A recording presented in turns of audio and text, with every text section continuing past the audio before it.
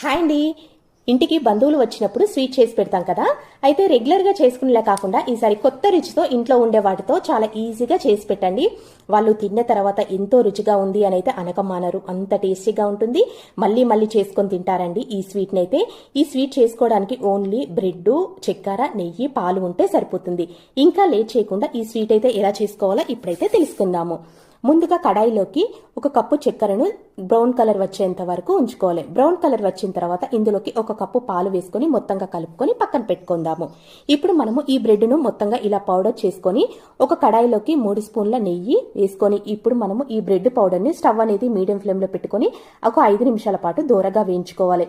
ఇలా మొత్తంగా పచ్చి వాసన పోయిన తర్వాత ముందుగా ఉన్న పాకం ఉంది కదా, ఆ పాకాన్ని వేసుకొని మొత్తంగా గట్టిగా అయిన తర్వాత స్టవ్ ఆఫ్ చేసుకొని చల్లారిన తర్వాత మీకు నచ్చిన షేప్లో ఈ స్వీట్ని రెడీ చేసుకుంటే సరిపోతుంది. అంతే అండి, ఎంతో రుచిగల స్వీట్ అయితే రెడీ అయిపోయింది.